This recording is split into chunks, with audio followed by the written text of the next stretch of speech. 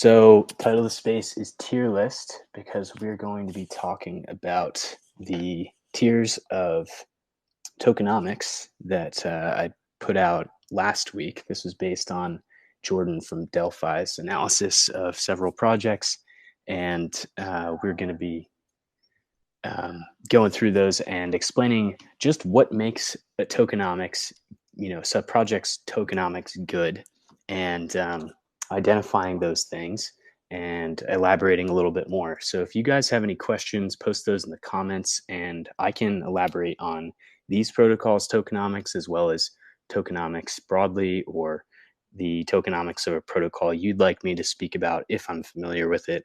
It's not a guarantee. There's thousands of coins out there.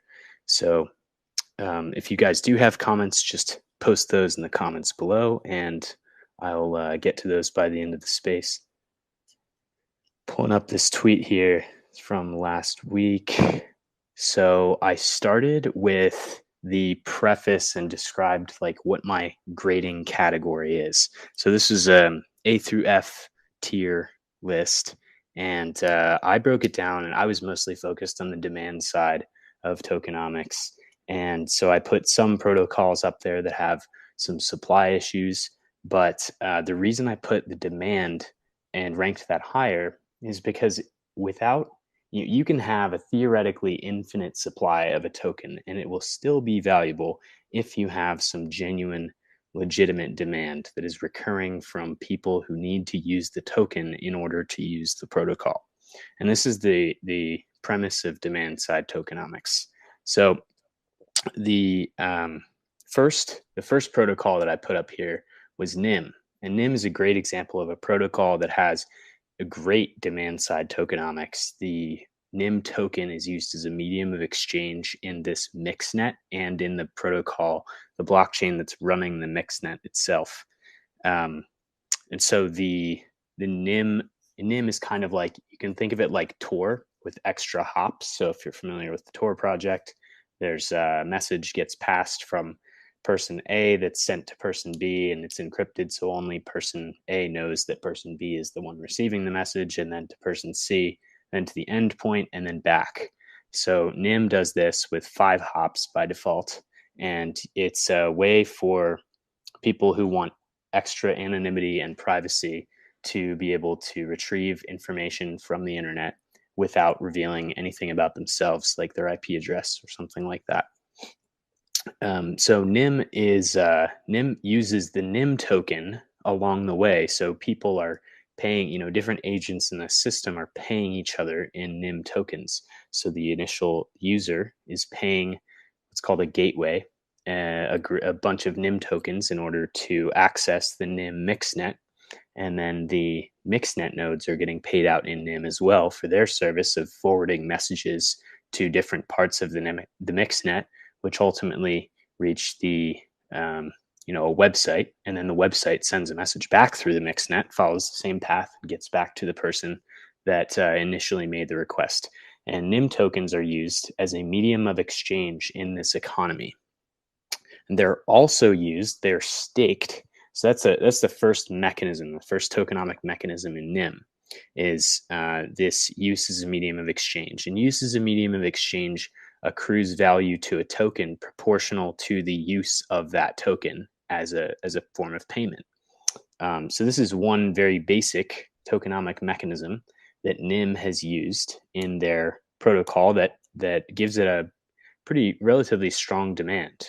There are no substitutes for NIM. There's no competitor that NIM is really competing with besides maybe Tor, but Tor is not quite as anonymous as NIM is. So there's no like competitors that NIM has to worry about in terms of their value capture. They're able to theoretically capture as much as users are willing to pay for this token. And there is another aspect where NIM is used for staking for the mixnet nodes, the mix nodes, the gateways, and the validators of the Nix blockchain, which runs the NIM mixnet or keeps track of the payments for the NIM mixnet.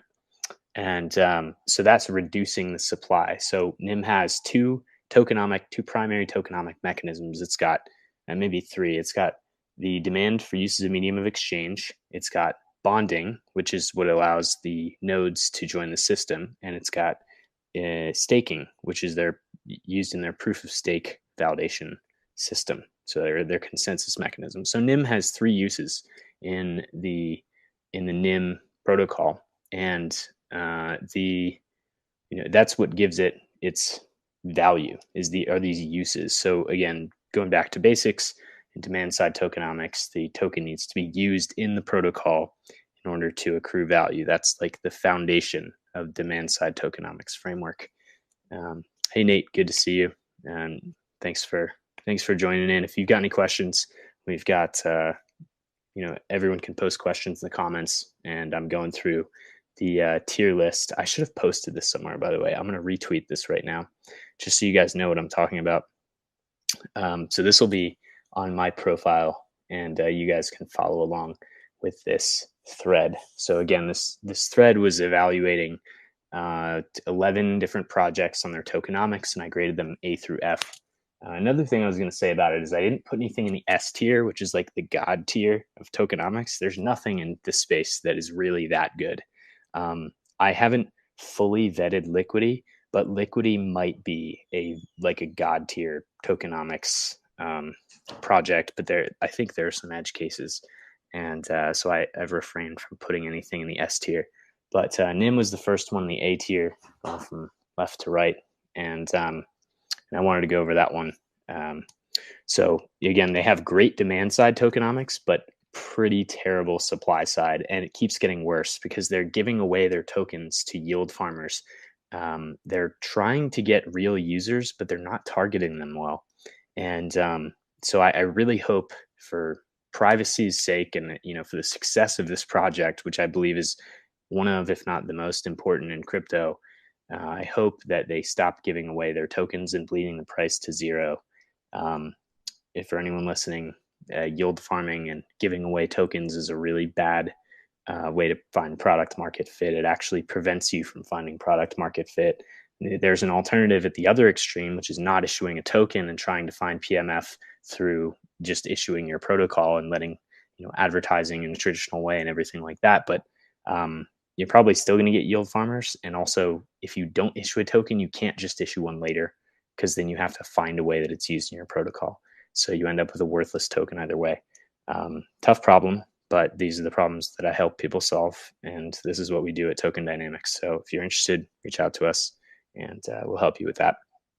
So wanted to cover NIM first. NIM is one of my favorite protocols in crypto. Highly recommend everyone use it. And then Curve is the next one. So this was actually the opposite of what Jordan had. Jordan is at Delphi. And so this, I put Curve high up because not for VE tokenomics. So most people think that Curve is actually Curve's innovation was VE tokenomics, but it wasn't. Curve's fundamental innovation was bribes. And if you guys remember, before Curve, there was Binance, and Binance was the kingmaker, where you had to pay Binance like six figures, like 100 grand, 200 grand, just to get your coin listed. And then you had to pay a market maker in order to provide liquidity. So Curve replaced Binance. Curve and its forks on all these different chains replaced Binance as the default launchpad and exchange to get new tokens. It was a huge step forward. And so I think Curve deserves a lot of recognition for that. And also, they found a way to accrue this value to their token. So the demand for Curve is proportional. The demand for CRV is proportional to the demand for the bribes, the liquid value of the bribes that are coming through the system. So this was like Curve's demand side tokenomic mechanism, was the bribe system. And I think that's often overlooked because people are conditioned to look at the supply side. They're thinking, how can we make this token more scarce so that we can accrue value to it? And they're also looking at the, they're considering VE tokenomics, and they're thinking, oh, well, this is an interesting system. Let's see, does this work long term? Like, how does the token price perform across all these projects that have VE tokenomics? And so they're looking at this supply side tokenomic mechanism, not considering demand side of things. It's just how people have been conditioned, because Bitcoin has been set up as, and Bitcoin would be like probably a D or something in this, because of the externalities.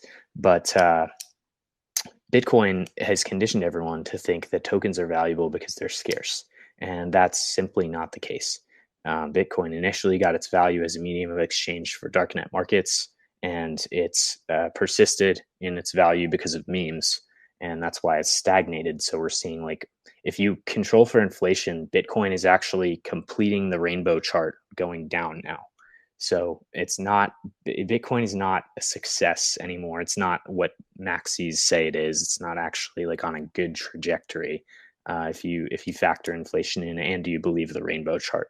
Um, so yeah, and that all started when they refused to increase the block size, and Silk Road stopped being, the reason people were using crypto and things like that. It would have taken off, but there was a whole thing. You can look up block size wars or block size debates if you're listening to this and you got into crypto like after 2017 or after 2016. You look up block size war and it'll come up with all sorts of Bitcoin Cash, BSV propaganda, and probably some interesting history that you didn't know. So anyway, Curve, valuable because it uses this demand side mechanism of bribes. And something interesting to note, we released an article. Jay, who is one of our product leads, or one of our token economists, wrote an article last week on, he called it to VE or not to VE. And the idea is, like, should you include VE tokenomics? Well, it's complex. And a lot of people have copied Curve's tokenomics. It's the VE aspect without including the bribe aspect, or they haven't bootstrapped enough demand for the bribe aspect. So they're including VE tokenomics in places that don't need it. And they're just trying to reduce supply, or they're just trying to align governance, or something. They're doing something that is not sufficient to counteract the supply side pressure of the inflation that they're producing with the VE tokenomic model. So usually people are using VE tokenomics as a band-aid in order to cover up a massive inflation schedule with 100% inflation a year. And that is an example of where tokenomic mechanisms cannot simply be slapped onto a project. You have to look holistically at the model and see how each slight change to the system might affect the rest of the system. And VE tokenomics are a great example of that. There's not, like, I like to use this analogy. You wouldn't put the Falcon 9 rocket on your car. Like, if you want your car to go faster, you have to get car parts. You can't just make it into a rocket ship. Like, there are things that can go wrong there. The back melts off or whatever. Like, there's a lot of externalities there from just copy pasting a physical mechanism, the same way that there are externalities from copy pasting a tokenomic mechanism. So when you're designing your tokenomics, you have to consider the whole protocol holistically, and not just include one feature from one place and another and create like Frankenstein's monster of a token. That doesn't work, even though there are some like Frankenstein monster sort of tokens, like Binance Coin has had like various tokenomic mechanisms over time. They've done it in a very strategic way. And I think you would see that if you like looked into it and saw, like, well, what tokenomic mechanism did they start with and how did they turn that into another one? Had they gone the other, if you, I'm describing some tokenomic mechanisms are compatible and some aren't. And they're compatible if you stack them in the right order. So if Binance had started with the mechanisms that its token has now and worked backward and added those things, it wouldn't have worked the same, is the way to describe it. So it bootstraps its value from one tokenomic mechanism and then moves and adds another. Sort of a tangent that I won't go down, but tokenomic mechanisms are not always compatible with each other. So again, important to look holistically at protocols. So third protocol here is the Liquidity logo. So this is that blue one with the circle and then a little tail at the end, at the top in the A category. So Liquidity is a really great stablecoin protocol. So you just lock up ETH and you're given back LUSD, and they liquidate at like 10%. So it's like minimum 10% over collateralized or something like that, or minimum 20% over collateralized. I forget the exact number, but it liquidates it at 10% and then pays out people who are backstopping the protocol by holding LQTY is their governance token, but their reward token that gets rewards for all of the crypto in the system. And it's a very simple, somewhat elegant protocol that has proven to be secure over time. It's resistant to supply shocks, and of course, no protocol is perfectly resistant to supply shocks. But this one is like very has shown that it is over time. And there's a certain degree in stablecoin protocols of like the Lindy effect being very important. So the longer the protocol has persisted, the more robust that it's proven itself to be. And so Liquidity is a pretty good example of that. I'm intending to dig deeper because I really want to see that this stablecoin protocol is secure. But this hits on something that might, the thing that comes to mind here is Liquidity is in the category of, there's like a stablecoin trilemma. There's scalable for decentralized stablecoins. There's scalable, keeps its peg, and what is the third one? I forget so many trilemmas so often. But if you look up official ESC trilemma, it'll come up. I should probably do that. But there's a stablecoin trilemma, and Liquidity is in the category of not as scalable, but is robust, is secure and keeps its peg over time.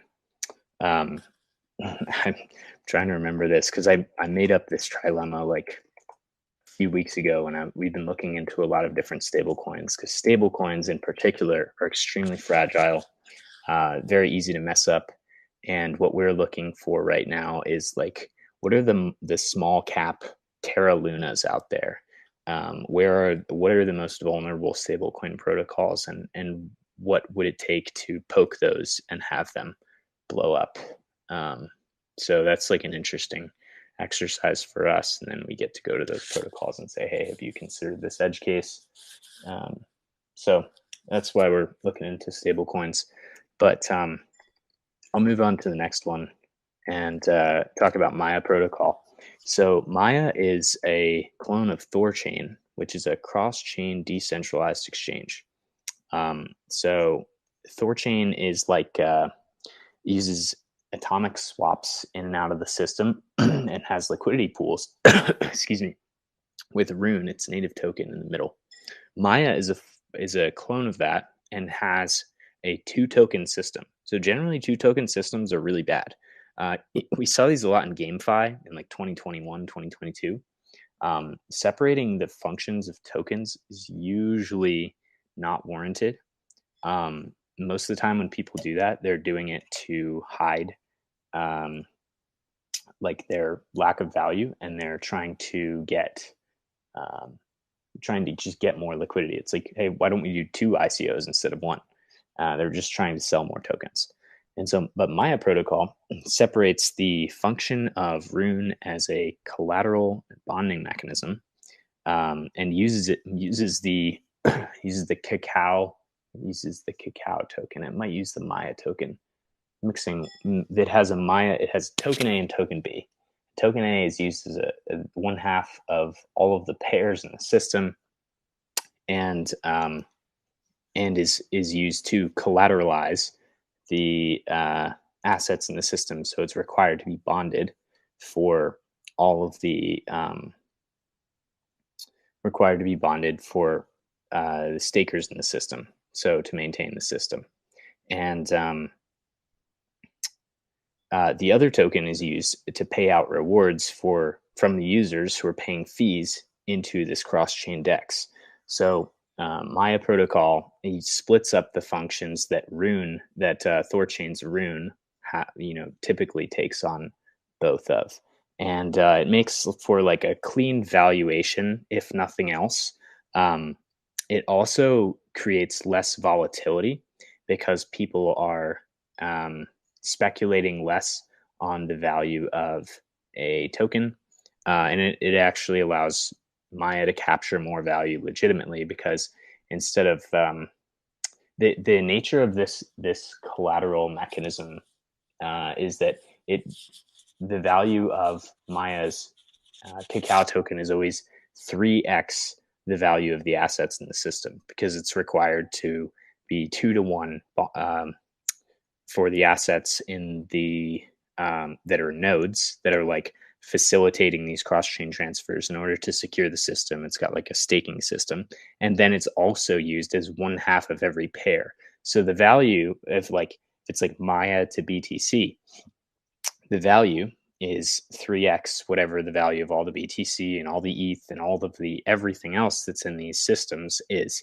It's a really beautiful mechanism that captures a ton of value.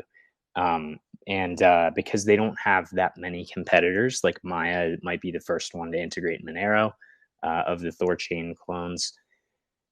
They don't have very many competitors, and so they're able to capture more value sustainably. And it turns out that this token is worth like 3x whatever the assets in the system are. And then the other token it has, Cacao, is paid out to like as an equity-like token. So we've talked before, there's currency, commodity, and equity-like tokens or mechanisms. And so that's Maya. And that's, I put it in the A category because it's got so much value capture. Most protocols, the thing they miss is value capture. Some of the best protocols, most popular protocols in crypto have completely missed value capture. So we have Uniswap in the D category down there, is one that has, again, my criteria for this was 30% protocol utility, 30% value capture, 30% economic security, and 10% supply side factors.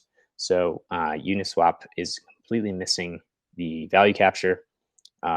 Maybe it has like 1% on value capture, so it automatically is put into the D category. But everything else is pretty good. But it was easy to solve for that because they issued the protocol, basically gave it away for free, issued a token that doesn't really do anything, doesn't add value. It's used for governance, which is not valuable for the right reasons, and yeah, but it's economically secure, and it's provided clearly a lot of utility to the ecosystem.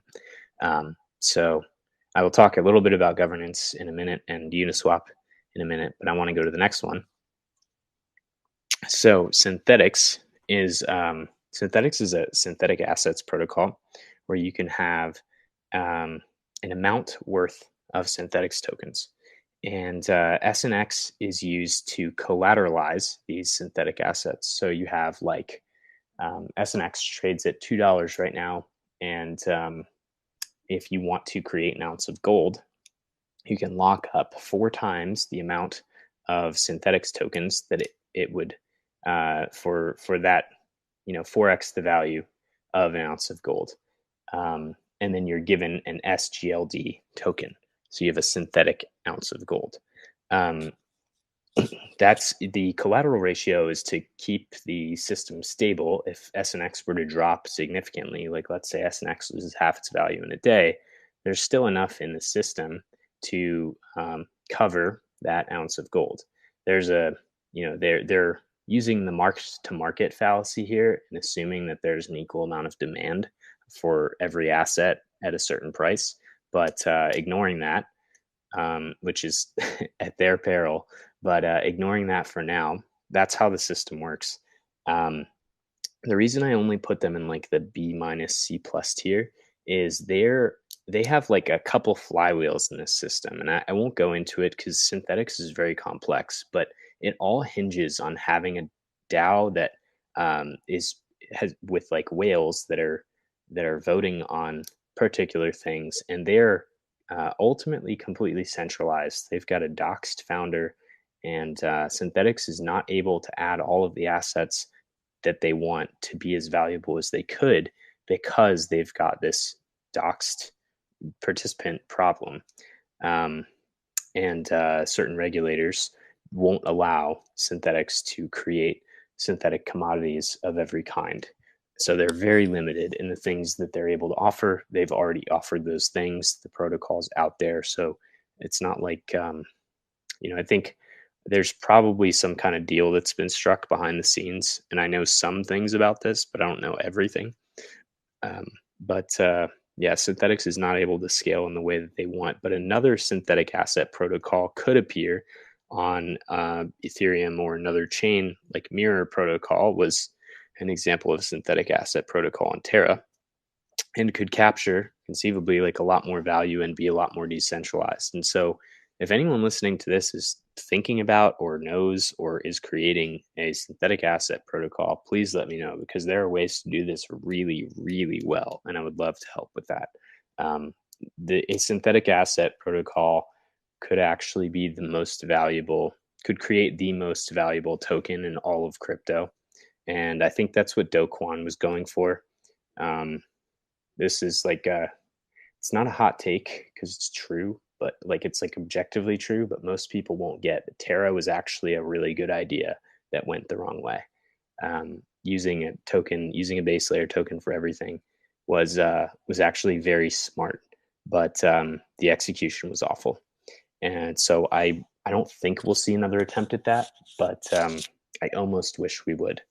And yeah, but maybe not from like a top 10 asset, maybe from a smaller ecosystem. Um, so synthetics ultimately dependent on a centralized governance, and limited in what it can do by the votes of these doxed whales.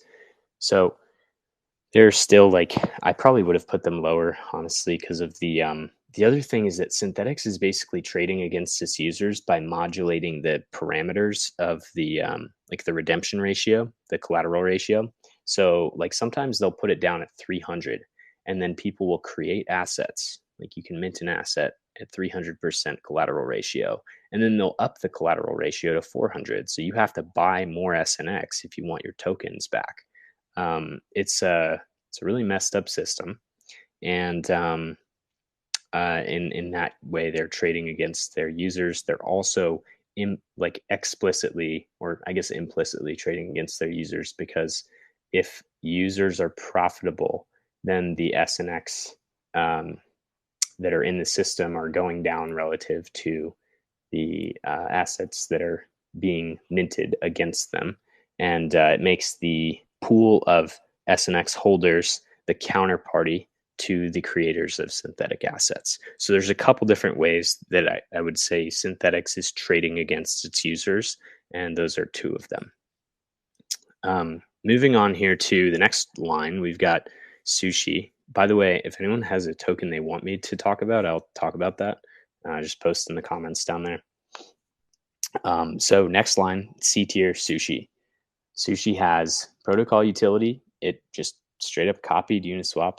There were a couple of changes, but mostly Sushi just copies things from other ecosystems and then brands them as their own. They have value capture because they're paying out fees. That was the whole point of Sushi, was like it was going to pay fees to token holders, I guess early on, not initially, but early in their protocol. That was the selling point when the airdrops started.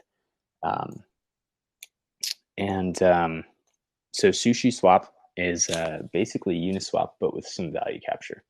It doesn't have too much more innovation. So it's just a C and not any higher than that. The next one there is Aave. So Aave is in the C category. Aave uses the Aave token to backstop losses, and they incur a lot of bad debt. So they don't really have a lot of economic security. Aave is a great protocol. Like it's really impressive what's been built, and they deserve a lot of credit for being early. They were one of the first lending markets on Ethereum, and period. And so the Aave token though is sold in order to backstop losses and recover bad debt. So people are being inflated to or uh, to cover any losses that the protocol incurs. They're also being paid fees proportional to what the protocol earns. So it's a decent use of a token, kind of equity like, but has some economic security problems in the protocol. And so I put it in the C tier. It's very useful. It's got all the protocol utility. It has some value capture. It's like it's okay on value capture, mostly good.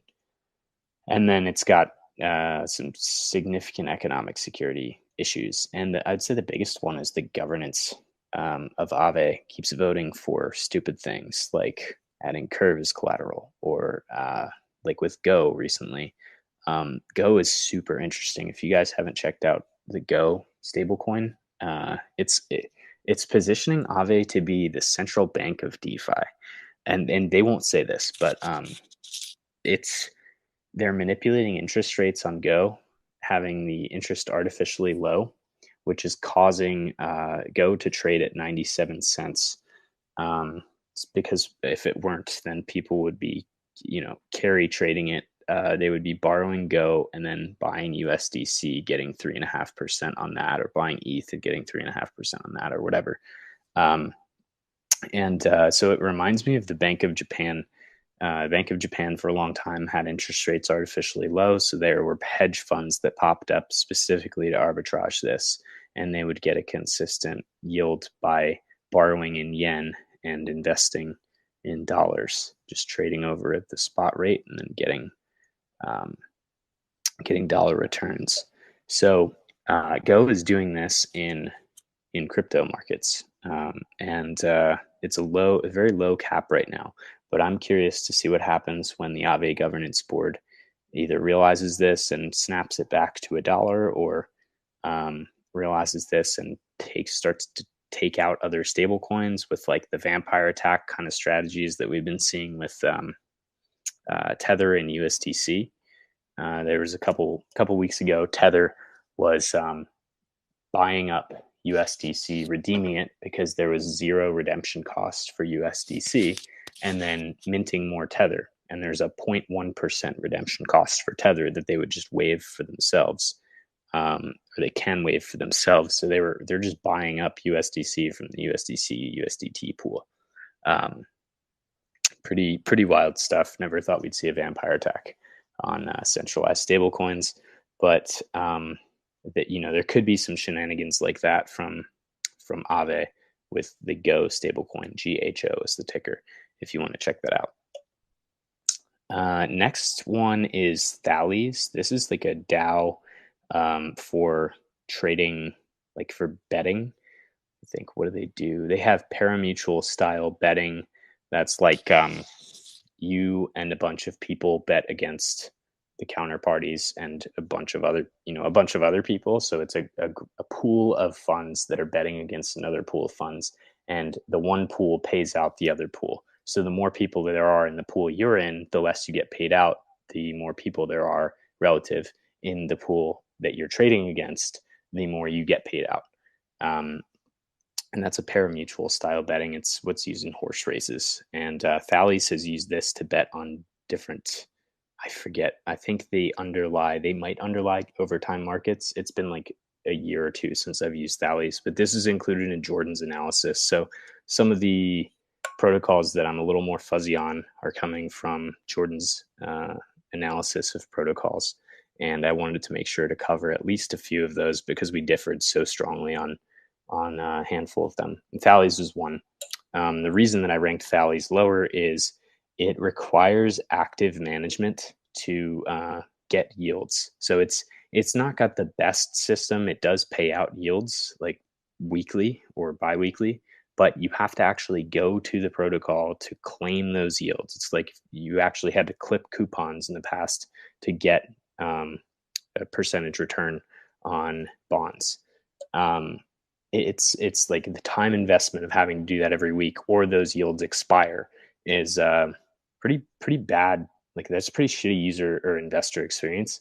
and I ranked it low partly because of that, and partly because of how the token actually works. It's also got a huge inflationary schedule, um, and some some utility, some protocol utility.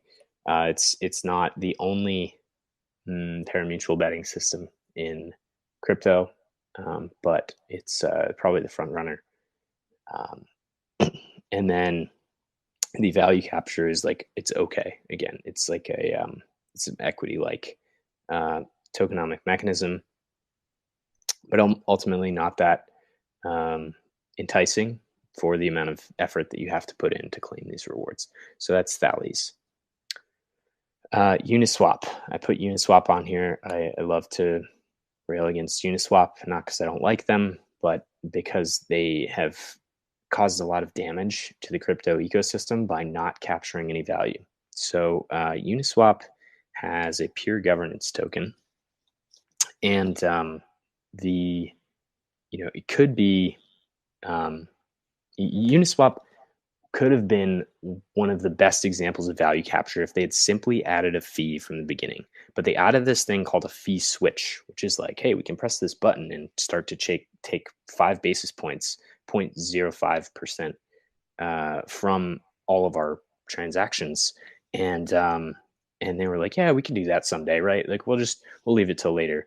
And they had this delayed gratification strategy, sort of, and they're copying the giants like Facebook and these others, not realizing that they can't actually turn that on later because they have competitors now who are charging not only we're not only giving not charging users to trade through their pools, they're actually giving them tokens. So what Uniswap did by not capturing value initially and not accruing value to a token caused the spiral of ever more inflationary shitcoins that are used to subsidize liquidity for all of its competitors. So the Uniswap's failure to capture value initially actually caused a systemic problem in crypto that led to VE tokenomics, which itself is not a great innovation. But again, Curve, like going back to what I said earlier, Curve's innovation was bribes, not VE tokenomics. Um, and so Uniswap led to all of this by not capturing value initially. And so it has massive protocol utility, a lot of economic security, but it has a worthless token because they're not able to capture a meaningful amount of value that's flowing through their system. They have the reason the token has stayed up is the whales don't want to sell it.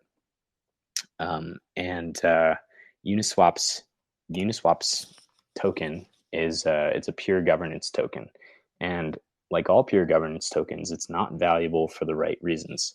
So imagine the analogy I like to use, and I think a couple of people have recommended this analogy before. Rabbit calls it the restaurant analogy.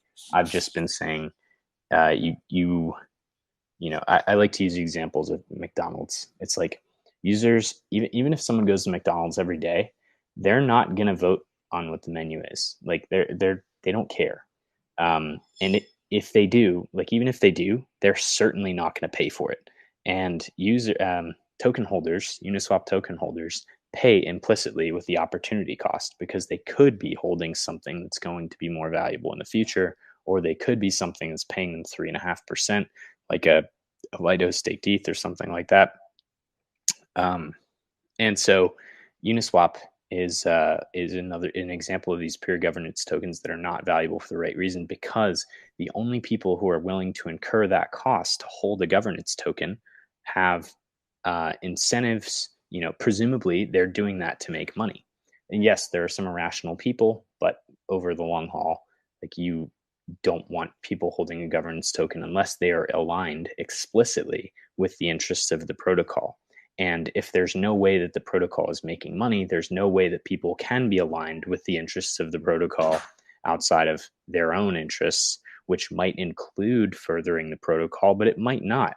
Where, imagine a sufficiently low value governance token where there's not really a lot of demand for the token because it's, it changes the protocol, but like no one really wants to change the protocol, that if there's no demand to change the protocol, like I use Shapeshift as an example here, the integrations that Shapeshift makes. Shapeshift is a front end for an exchange. It's a DAO.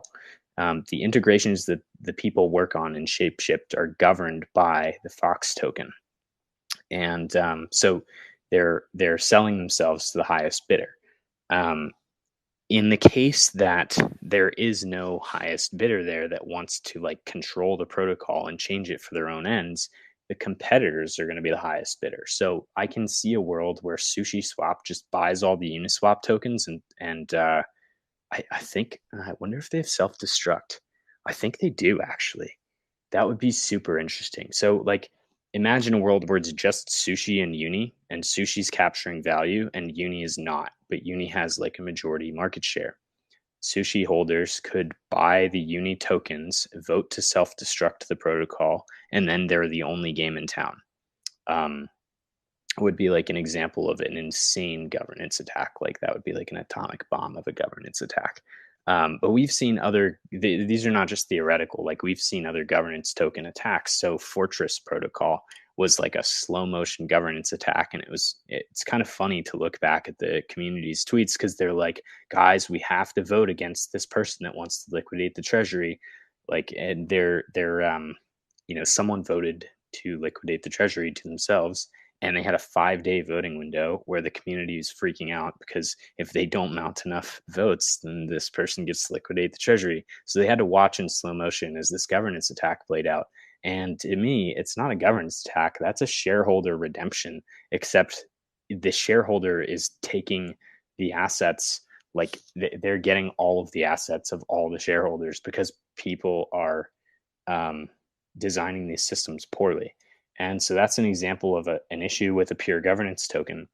There are other issues, but that's like a very basic one. And Uniswap is not exactly susceptible to that because they don't. There's separate entities in Uniswap that are controlling funds, and also they're not taking very much of a fee at all. The fee switch has only been turned on for a couple of pools. So Uniswap's facilitated a couple $1 trillion in value transfer. It's managed to capture maybe several thousand, maybe it might even be several million by now. So that's an example of Uniswap not being valuable. So I'll move on to the F tier, and then I'll answer any questions that you guys have in the comments. We've got Rocket Pool on the left here, this orange token. So Rocket Pool is kind of funny. I was looking into it the other day. It's an early. They had I think they had an ETH staking, like a mining pool for a while, and then they turned into a protocol. I didn't really look into the history, but Rocket Pool is one of the liquid staking protocols. So like Lido, SSV SSV is like a meta liquid staking protocol. But Lido is an example of liquid staking protocol. You lock up your ETH, you get a redeemed, like an LSD, liquid staking derivative token. So you have something that represents that you've staked your ETH with Lido, and same with Rocket Pool.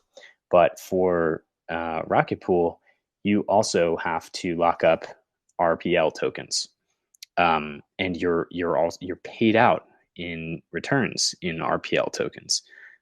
So there's this extra token, this extra step that you have to take if you want RPL staked ETH. And there's no real reason to do that. They're just paying you more inflationary RPL.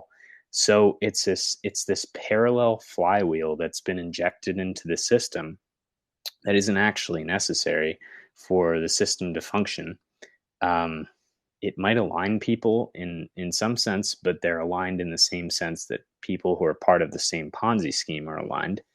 And this ultimately increased capital costs. It increased the cost to participate in the protocol in this way, and that reflects, will ultimately be reflected in the market as people leave RPL for other protocols to get better yields. So RPL got an F in this system because they are purely using a token as a flywheel, and there's a lot of these. They're still around from 2020, 2021, early implementations of poor tokenomics in their protocols, but RPL took inspiration from those, and is a newer one that has come up like that. So the last one here is optimism. Optimism also gets an F. Optimism isn't used for anything. It's used for governance, actually. It's used for governance to vote for your friends to get more optimism. And so you dilute yourself with your friends, or with the people that you think have contributed to the ecosystem. Like the actual way it's supposed to work is they have this idea of retroactive public goods funding. So there's a council of people that look and see who has contributed. They decide who's contributed the most value to the optimism ecosystem, and then they give those people op. That is very easily, it lends itself to like a bureaucratic pay your friends kind of system. And I don't see any safeguards against that. It's all public, it's all on chain, but like you can make a case that someone has contributed to an ecosystem, and people are easily manipulated. So I don't think this is a long-term stable strategy. And furthermore, the optimism themselves aren't used for anything as far as I can tell. It might be used to take fees in some way, but I think op is using all of the ETH to pay Ethereum, all of the ETH that's collected. There's some speculation that op will distribute the rewards from a future sequencer, like what that orders transactions, and they'll capture some value and accrue it to op somehow there. I'm not confident there will be a sequencer that's op exclusive. It might be a sequencer that is for all L2s. We don't really know what sequencers are going to look like solving the MEV problem for L2s, but it's not a given to me that op will capture any value in the future. And in line with my other thinking on demand side tokenomics, the value of a token has to come from the demand for that token to be used, or like the arbitrageable value you can get in the case that token gets you something else, like Curve gets bribes,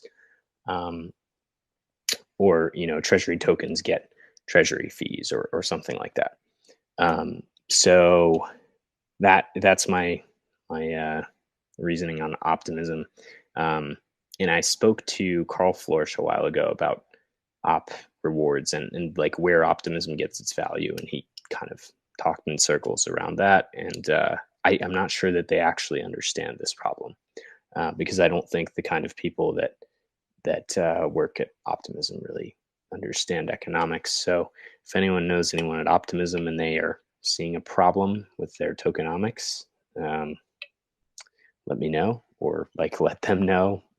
Give them a copy of this, send them this link, and see what they have to say, because I'd love to be wrong on this. I would love for ETH L2s to actually be valuable, but and some tokens are, but Optimism is not one of them as far as I can tell. So anyway, this has been my list, and thanks all for listening. We have a few more minutes here before the hour, and if anyone has any questions, I would love to answer those and help you think through tokenomics of a protocol that you're interested in. Especially if I'm familiar with it, I could speak to it even better. So you could raise a hand or post in the comments. I'll check that out here. Oh, well, it looks like Frisco, if you can speak, go for it. You hear me? Yeah, I can. Hey, good to see you. Good to hear you, man. Thanks for coming in today. I've been a little under the weather. I've been down with malaria for a couple of days now. So. Bro. Yeah, thanks. I'm sorry to hear that. Yeah, so, I wanted to ask on the supply side of the tokenomics, from your perspective, what should be the percentage that should be on the market during launching, before when you are launching the percentage of the tokens that should be on the market, at least to make accessibility to the tokens easier for those who want to have access to it. Thank you. Yeah, it's a good question. Yeah. So your question is what percentage of the tokens should be available for purchase, like on the market, and I think it's not a fixed percentage. It's going to be proportional to the demand for that token. Another consideration that you're going to have when you're launching a token is how existing tokens are going to be, like how liquid those are. So, if, for example, one thing that might play into this answer, and I know I'm not giving exactly a percentage, but the amount of tokens that an investor has that are liquid is a really important thing to consider. So, like, if investors have 40% and all of that 40% is already unlocked by the time the token is launching, then the chart's gonna go down towards zero.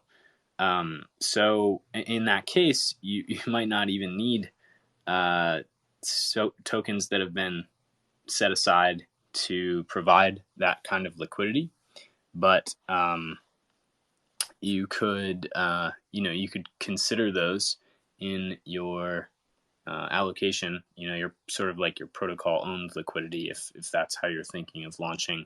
I think there are better ways to launch than selling tokens.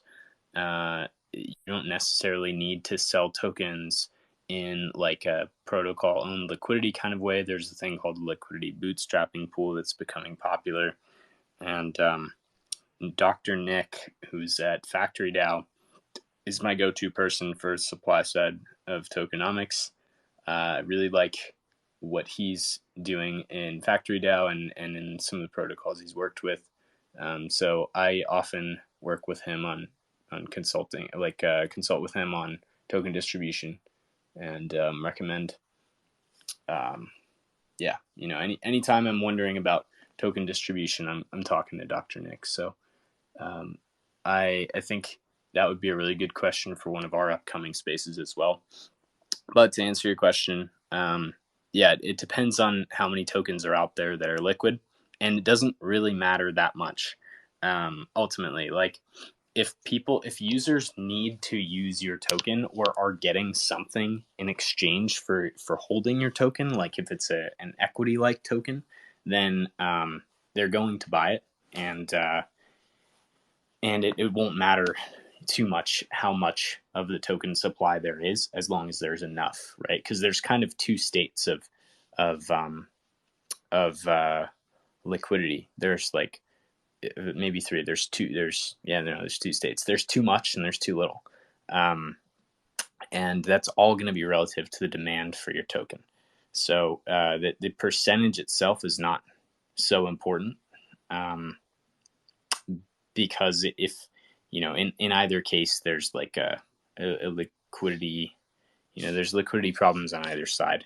What you want to focus on is like how to make your token fundamentally valuable, and that has to do with the total circulating supply of tokens, and that's going to be proportional to demand. So to answer your question, it totally varies based on the demand for your token, and what you want to focus on is why would people want to buy your token rather than how much of the token to sell. And that is the demand side approach to tokenomics. And I know, by the way, we're overdue for a call, so I'll message you about that after this, and maybe we can work on some of these things directly. Thanks for joining today, and thanks for that question, Frisco.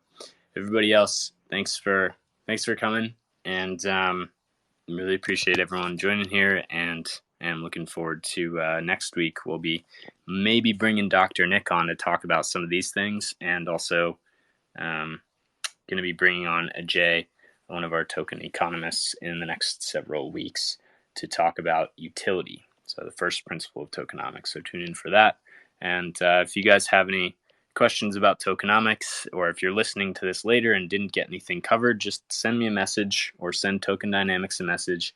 Happy to answer those. and would love to help you with whatever protocol you're building. I'll catch you guys all later. Thank you again. Have a good one.